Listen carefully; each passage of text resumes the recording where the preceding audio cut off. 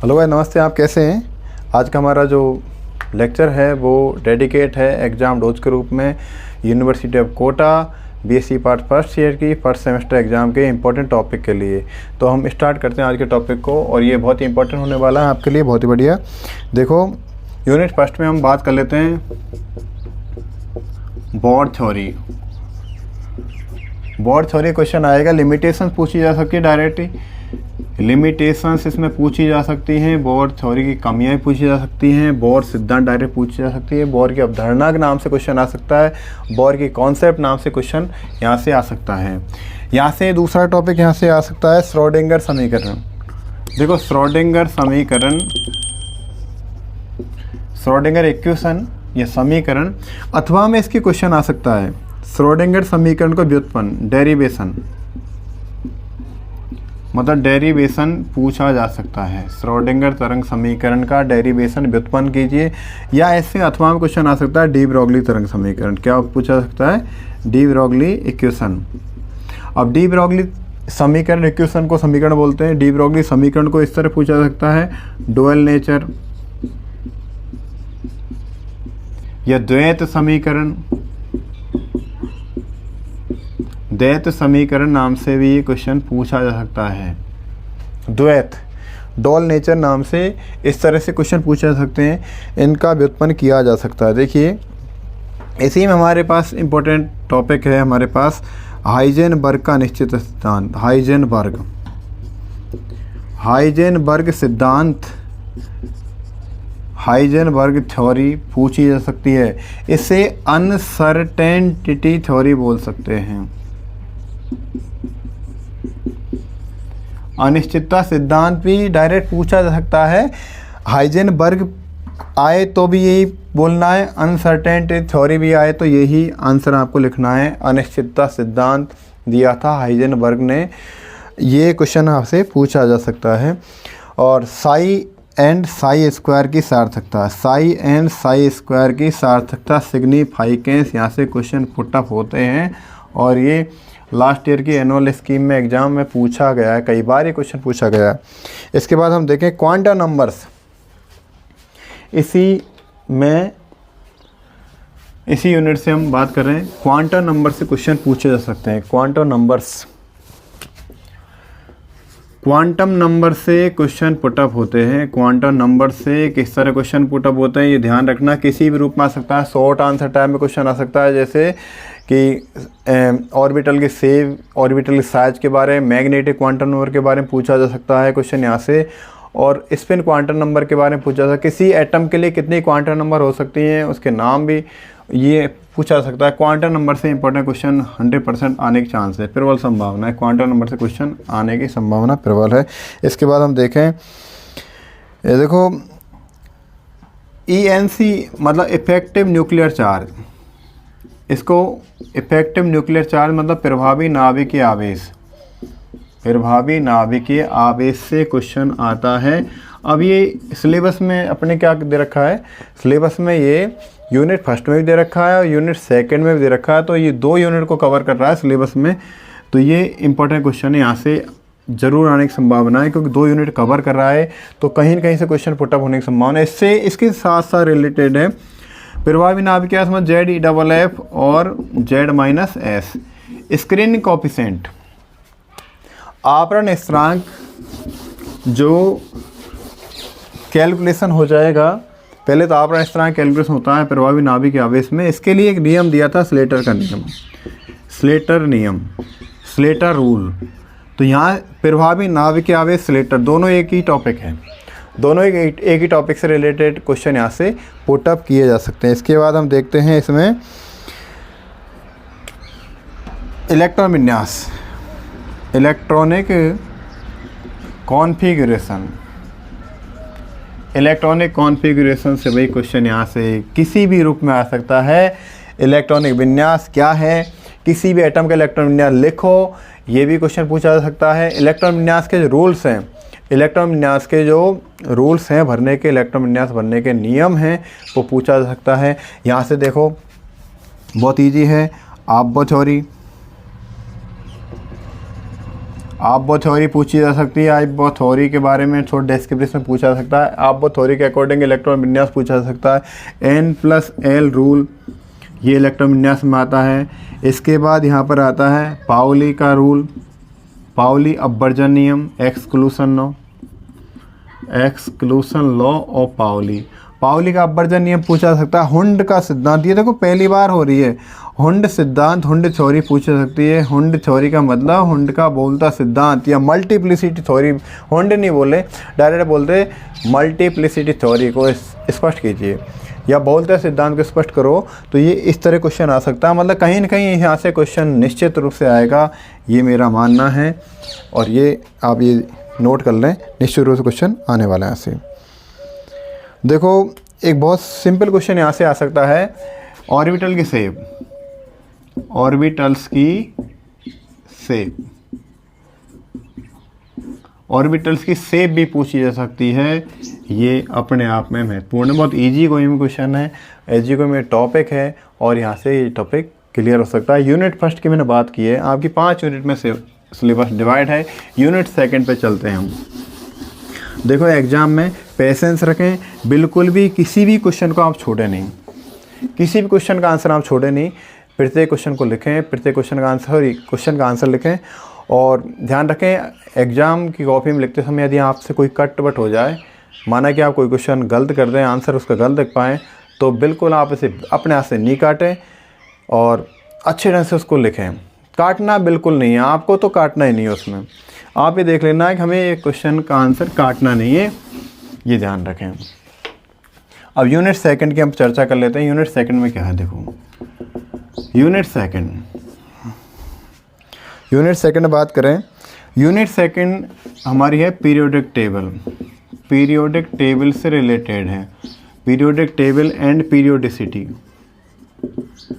Periodicity मतलब आवर्त सारणी एवं आवर्तिता। आवर्तिता मतलब गुणों में वर्ग में ऊपर से नीचे आते हैं किसी ग्रुप में, तो टॉप टू बॉटम जाएंगे और किसी पीरियड में आवर्त में लेफ्ट टू राइट जाएंगे, बाएं से दाएं जाएंगे, तो गुणों में कुछ न कुछ चेंजेस देखने को मिलता है, उससे आवर्तिता बोलते हैं। अब देखो यहाँ पर हम कौन कौन से क्वेश्चन आ सकते हैं।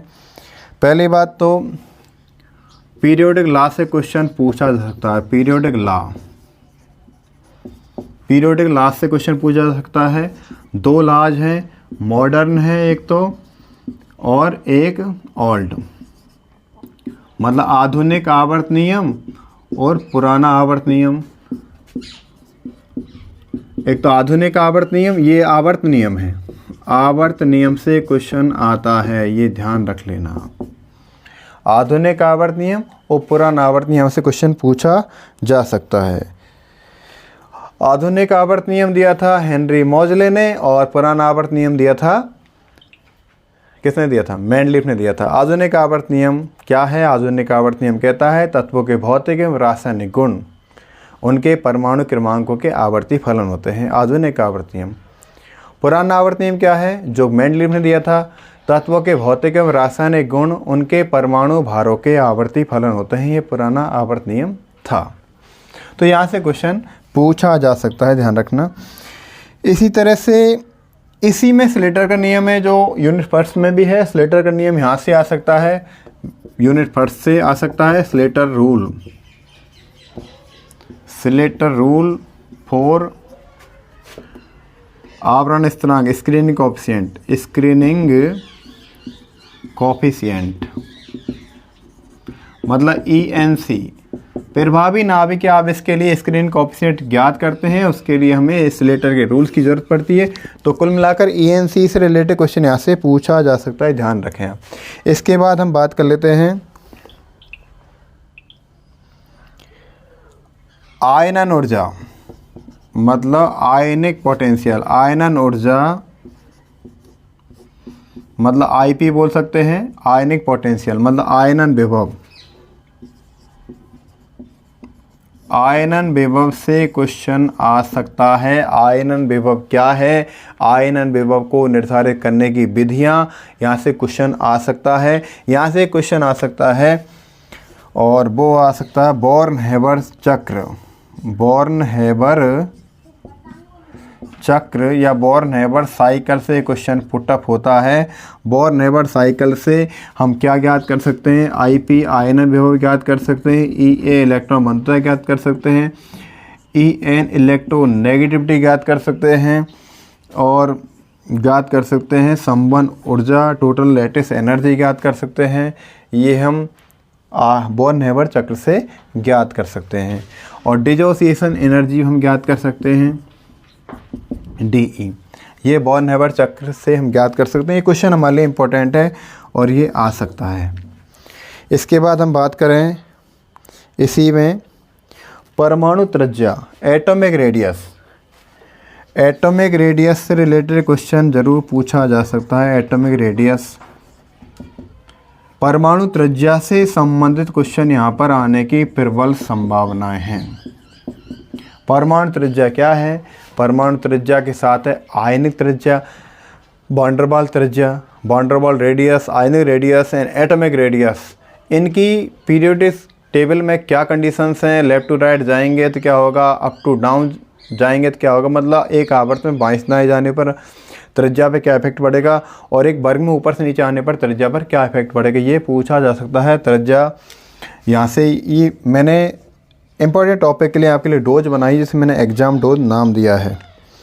इसके बाद हम बात करें, देखिए ये तो पीरियड टेबल में किसी भी एटम का एटॉमिक नंबर पूछा जा सकता है शॉर्ट आंसर में। उसका इलेक्ट्रॉन कॉन्फ़िगरेशन यहाँ से भी पूछा जा सकता है, उसका इलेक्ट्रॉन विन्यास पूछा जा सकता है। ये यूनिट सेकंड है अपनी। यूनिट सेकंड और यूनिट फर्स्ट दोनों एक दूसरे में कॉमनली एक दूसरे में मिली जुली हैं, इसलिए यूनिट फर्स्ट और सेकंड दोनों आपको अच्छी तरह से करनी चाहिए, स्कोरिंग वाली है। यूनिट थर्ड की हम बात कर लेते हैं। यूनिट थर्ड की हम बात कर लेते हैं। Unit third organic chemistry related है। ऑर्गेनिक केमिस्ट्री रिलेटेड है यूनिट थर्ड। इसमें देखिए इंक्लूजन कंपाउंड, इंक्लूजन कंपाउंड जिसे हिंदी में अंतर्निहित यौगिक बोल सकते हैं। क्या बोल सकते हैं? अंतर्निहित यौगिक इनको कहते हैं। यहाँ से क्वेश्चन पुटअप हो सकता है। इन्हें चैनल यौगिक भी कह सकते हैं। क्या बोल सकते हैं? चैनल या बाहिका नाल यौगिक भी इनको हम कहते हैं। यहाँ से क्वेश्चन आ सकता है। दूसरा क्वेश्चन यहाँ से आ सकता है इसी तरह से क्लेथरेट कंपाउंड, क्लेथरेट कंपाउंड्स, या हम बात कर सकते हैं पंजर यौगिक इनको बोल सकते हैं। पंजर यौगिक नाम से भी क्वेश्चन आ सकता है। ये देखो क्लेथरेट अंग्रेजी वर्ड है, हिंदी में इसको बोलते हैं पंजर यौगिक। तो पंजर यौगिक नाम से क्वेश्चन आ सकता है, पुटअप किया जा सकता है, गारंटी के साथ क्वेश्चन आने की संभावना है। यहाँ पर प्रेरणिक प्रभाव, प्रेरणिक प्रभाव से क्वेश्चन आ सकता है। प्रेरणिक प्रभाव को, प्रेरणिक प्रभाव जिसे आई प्रभाव भी कहते हैं। आई प्रभाव दो प्रकार का होता है। आई प्रभाव दो प्रकार का, प्लस आई प्रभाव और माइनस आई प्रभाव। और आई प्रभाव के कारण, आई प्रभाव के कारण अम्लीयता, अम्लीयता और क्षारीयता पर क्या प्रभाव पड़ता है ये पूछा जा सकता है। अम्लीयता क्षारीयता की सामर्थ्यता मतलब स्ट्रेंथ, एसिड स्ट्रेंथ और बेस स्ट्रेंथ के बारे में क्वेश्चन पूछा जा सकता है कि प्लस आई प्रभाव बढ़ने पर क्या होगा, माइनस आई प्रभाव बढ़ने पर क्या होगा। जैसे हम बात करें एस्टिक एसिड और क्लोरो एसिटिक एसिड में कौन ज़्यादा अम्लीय होगा, या हम बात करें अमोनिया और प्राइमरी मेथिलामीन में कौन ज़्यादा क्षारीय होगा। इस तरह क्वेश्चन यहाँ से पूछे जा सकते हैं। ये प्रेरणिक प्रभाव से रिलेटेड क्वेश्चन है। यहाँ से आप क्वेश्चन आ जाएगा हाइड्रोजन बॉन्डिंग, हाइड्रोजन बॉन्डिंग से रिलेटेड क्वेश्चन, हाइड्रोजन बॉन्ड से रिलेटेड क्वेश्चन पूछे जा सकते हैं। हाइड्रोजन बॉन्ड से रिलेटेड क्वेश्चन पूछे जा सकते हैं। रिलेटेड क्वेश्चन डेफिनेटली आएंगे, ये मैं गारंटी के साथ कह रहा हूँ। हाइड्रोजन बॉन्ड से रिलेटेड क्वेश्चन गारंटी से आएंगे। और वो कौन से रिलेटेड है बता दूँ आपके लिए एक बार में। जैसे वॉल्यूम जल का असंगत प्रसार, पानी जो उसका वॉल्यूम है 4 डिग्री सेल्सियस तक सिकुड़ता है, उसके बाद उसका फैलता है। ऐसा क्यों होता है ये भी किसने ये हाइड्रोजन बॉन्ड के अकॉर्डिंग होता है। एसिटिक अम्ल का अणुभार 120 आता है जबकि 60 होता है। ये भी क्वेश्चन अब पूछा जा सकता है। क्वेश्चन पूछा जा सकता है H2O एक द्रव है जबकि H2S गैस है, ऐसा क्यों? ये पूछा जा सकता है, क्वेश्चन पूछा जा सकता है यहाँ से हाइड्रोजन बॉन्ड से रिलेटेड कि बर्फ़ पानी के ऊपर तैरती है, क्यों? यहाँ पूछा जा सकता है कि बर्फ़ का घनत्व पानी से कम होता है, क्यों? इस तरह क्वेश्चन यहाँ से क्रॉस क्वेश्चन हाइड्रोजन बॉन्ड से रिलेटेड पूछे जा सकते हैं। और हाइड्रोजन बॉन्ड कितने प्रकार के, ये पूछा जा सकता है। हाइड्रोजन बॉन्डिंग की स्ट्रक्चर पूछी जा सकती है, किसी रूप में क्वेश्चन यहाँ से आ सकता है। बाकी ज़्यादा टॉपिक ये ईजी है, कठिन नहीं है। इसके बाद रेजोनेंस। रेजोनेंस मतलब अनुनाद से क्वेश्चन पूछा जा सकता है। अनुनादी स्ट्रक्चर से क्वेश्चन आते हैं, अनुनाद की स्ट्रक्चर पूछी जा सकती है, अनुनाद से रिलेटेड क्वेश्चन आ सकते हैं। अब यहाँ पर देखिए अगला जो हमारा इसी में टॉपिक है, यूनिट 3 थोड़ी ज़्यादा टॉपिक वाली है, ऑर्गेनिक केमिस्ट्री बेसिक है यहाँ पर टोटली।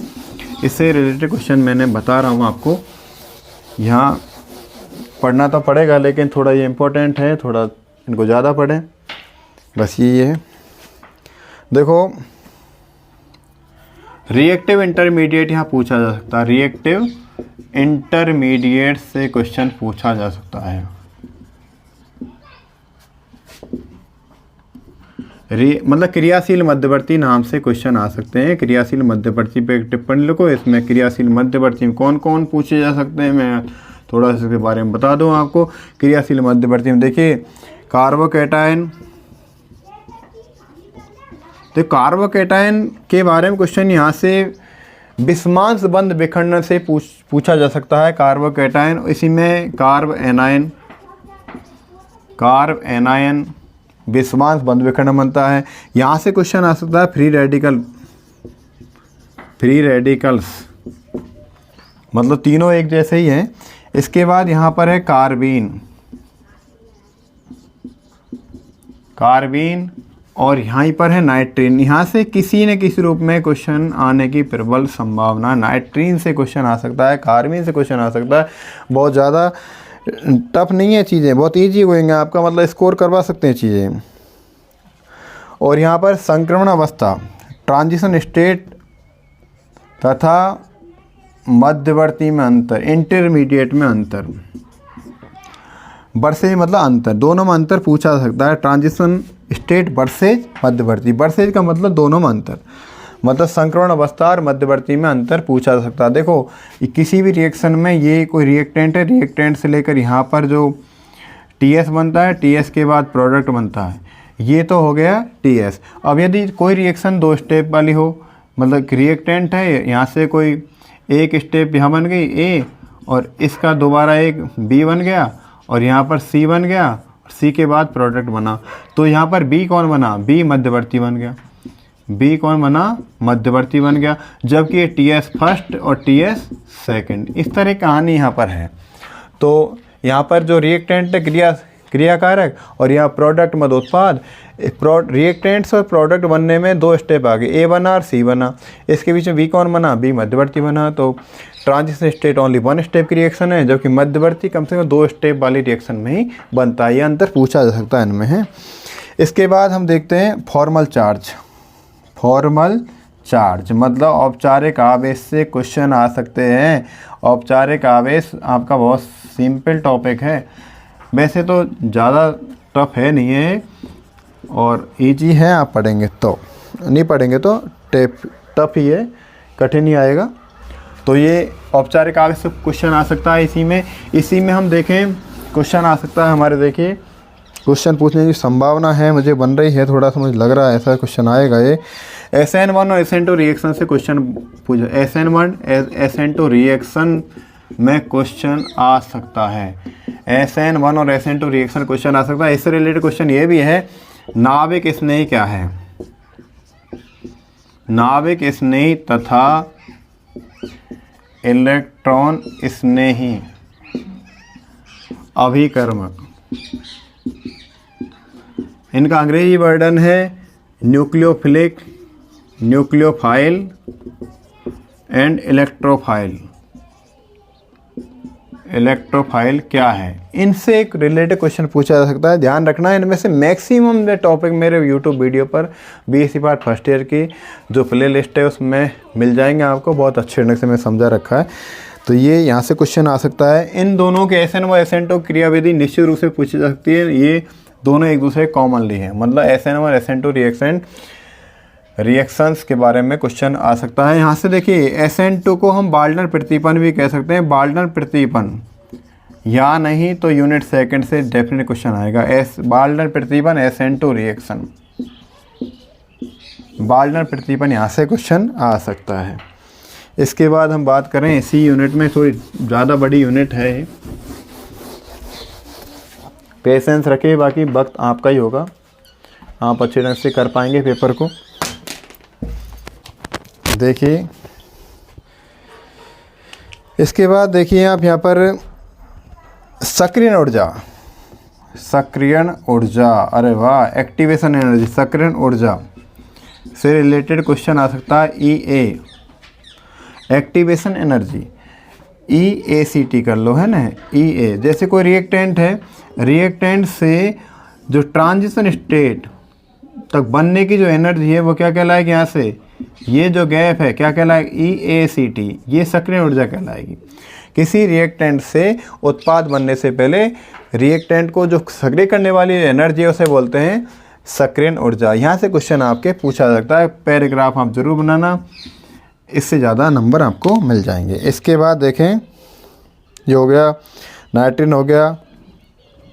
अब अभिक्रिया विधि को निर्धारण करने की विधियाँ, ये टॉपिक से क्वेश्चन रिलेटेड है, पूछा जा सकता है। अभिक्रिया विधि को या अभिक्रिया क्रियाविधि को निर्धारण करने की विधियाँ, अभिक्रिया विधि निर्धारण विधियाँ, methods determine to reaction mechanism, यहाँ से क्वेश्चन आ सकता है। मतलब 4-5 विधियाँ, 3-4 विधियाँ हैं, तो 4 विधियों में शॉर्ट में लिखनी है आपको थोड़ा सा, है ना, इससे रिलेटेड क्वेश्चन आ सकते हैं। इसके बाद हम बात करें यूनिट थर्ड की। यूनिट थर्ड में हम बात करने वाले हैं यूनिट थर्ड हो गई, यूनिट 4 की बात करें। ये यूनिट थर्ड थोड़ी बड़ी है आपके लिए, लेकिन स्कोर करने वाली है, टॉपिक आपके हैं, इंपॉर्टेंट है, ज़्यादा टॉपिक भी हैं। यूनिट थर्ड में टॉपिक भी ज़्यादा थे, उसमें मैंने थोट लगाकर आपको करें। अब देखो अगला देखें हम यूनिट 4 की बात करें। यूनिट 4 है दोस्तों स्टीरियोकेमिस्ट्री। स्टीरियोकेमिस्ट्री मतलब त्रिविम रसायन विज्ञान, यूनिट 4 है। कौन सी केमिस्ट्री है, त्रिविम रसायन की बात करें हम। त्रिविम रसायन से रिलेटेड मैंने बहुत सारे वीडियो मैंने डाल रखे हैं, और यहाँ पर ज़्यादातर हमें जो स्कोर करना है, ये यूनिट है बहुत ज़्यादा स्कोर करवाने वाले हैं आपको। तो इसमें देखो सममितिक तत्व, पहला जो इम्पोर्टेंट है सममिति के तत्व, सममिति तत्व, elements of symmetry, elements of symmetry इसको बोलते हैं अंग्रेजी में। यहाँ से क्वेश्चन आ सकता है। ये सममिति तत्व कौन से हैं, एलिमेंट्स ऑफ सिमेट्री हैं, सेंटर ऑफ सिमेट्री है, एलिमेंट्स हैं, और यहाँ पर सममिति तल है, सममिति अक्ष है, ये सममिति तत्वों में आते हैं। तो ये यहाँ से आसान है। इसके बाद यहाँ से जो पूछा जा सकता है आपके लिए देखना, इसमें आएगा किरलता, किरलिटी वेरी इंपॉर्टेंट टॉपिक है, आ सकता है, बिल्कुल आ सकता है। यहाँ पर स्टीरियोजेनिक सेंटर मतलब त्रिविम केंद्र, ये क्वेश्चन आ सकता है। त्रिविम केंद्र क्या है, ये क्वेश्चन पूछा जा सकता है।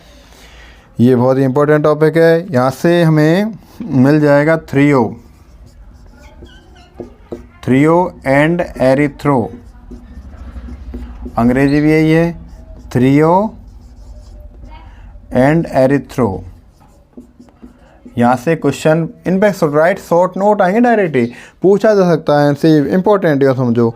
इसके बाद बाल्डन प्रतिपन, बाल्डन इन्वर्जन, देखो बाल्डन प्रतिपन यूनिट 3 में भी है, यूनिट 4 में भी है। यूनिट 4 में तो यूँ समझ ली बाल्डन प्रतिपन SN2 है, SN2 रिएक्शन मैकेनिज्म आता है। सेकेंड स्टेप में SN2 रिएक्शन में क्या होता है, विन्यास पलट जाता है क्रियाकारक उत्पाद बनने के दौरान, उसे बोलते हैं बाल्डन प्रतिपन।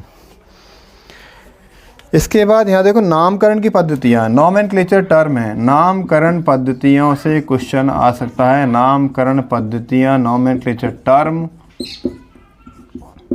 कौन कौन सी है देखिए, सिस और ट्रांस।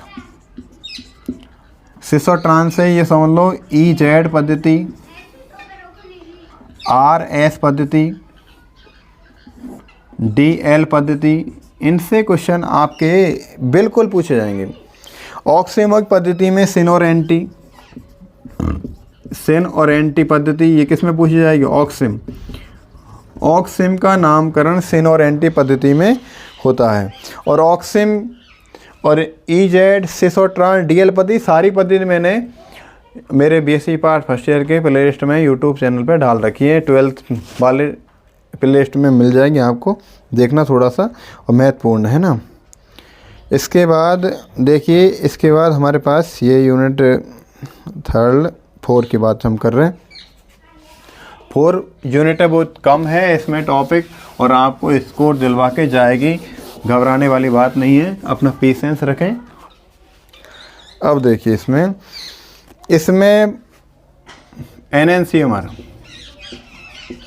एनेंसियोमर मतलब प्रतिबिंब रूप, प्रतिबिंब रूप से क्वेश्चन आता है भाई, प्रतिबिंब रूप से क्वेश्चन आता है। और प्रतिबिंब रूप को धर्म प्रतिबिंब भी कह सकते हैं। और इसका विब्रिम समावय भी क्वेश्चन आ सकता है, डाइस्टीरियो आइसोमर, डाइस्टीरियो आइसोमर मतलब विब्रिम समावयवी, विब्रिम समावयवी क्या है, ये आ सकते हैं क्वेश्चन, बहुत ही महत्वपूर्ण है क्वेश्चन ये। इसके बाद यहाँ से देखो, इसी यूनिट में आपके क्वेश्चन आने की जो संभावना है वो है एथेन तथा ब्यूटेन का। देखो सौहार्द सूत्र, पहले सौहार्द सूत्र की बात करें, सौहार्द सूत्र और न्यूमैन सूत्र, ये दोनों सूत्रों से कहीं ना क्वेश्चन आएंगे।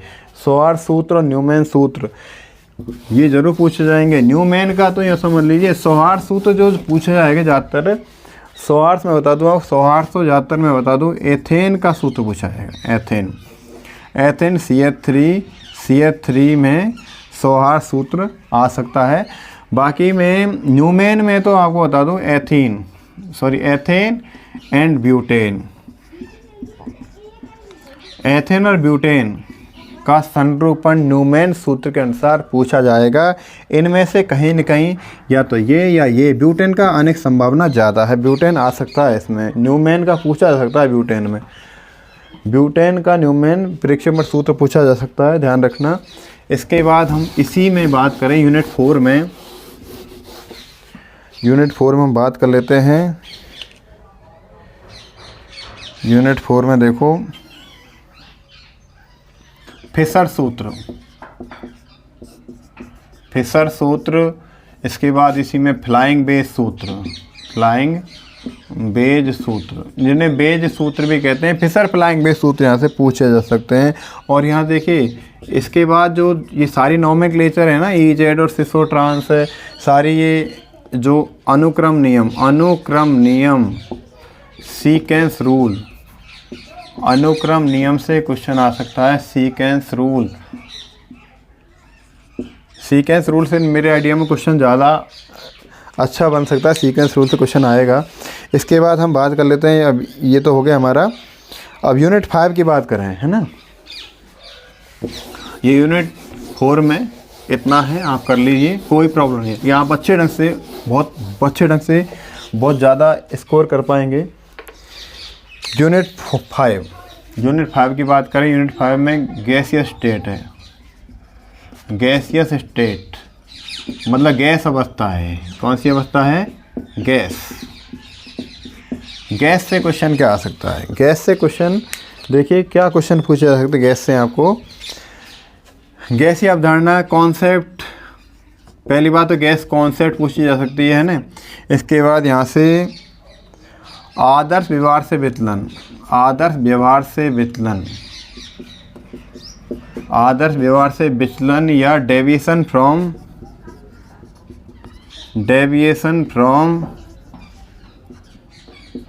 आइडियल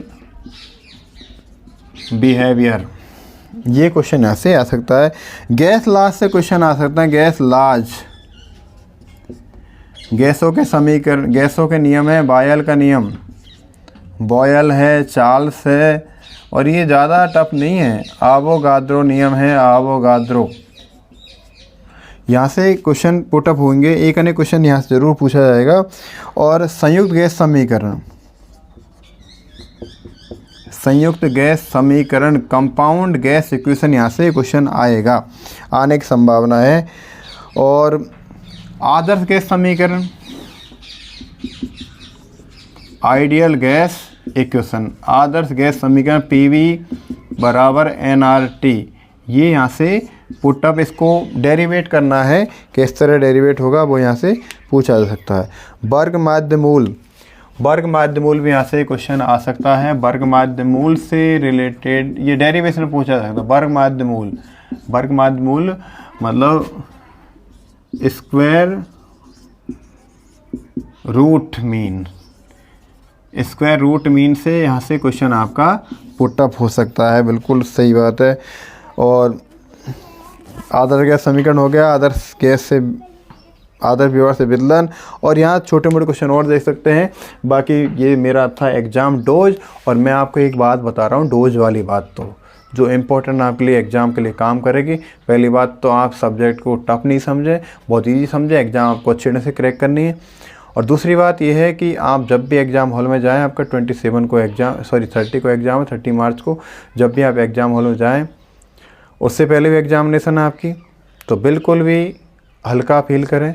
और अगली कंडीशन ये है कि आप जो गलती करें एग्ज़ाम में, होता है एग्ज़ाम फोबिया होता है, एग्ज़ाम में अंडर प्रेशर होता है एग्ज़ाम हॉल में जो कैंडिडेट होता है, लेकिन आपको वहाँ पर कोई भी गलती नहीं करनी है। यदि आपको पता लगे मैंने क्वेश्चन का आंसर गलत लिख दिया, वहाँ पता लगे गलत है, लेकिन आप उसे बिल्कुल भी नहीं काटें, उसका आपको ऑप्शन ये है कि आप नेक्स्ट पेज पर करके लिख सकते हैं, इसका सही भाग, सही आंसर नेक्स्ट पेज पर है, लेकिन आप उसको किसी भी सूरत में क्रॉस नहीं करें।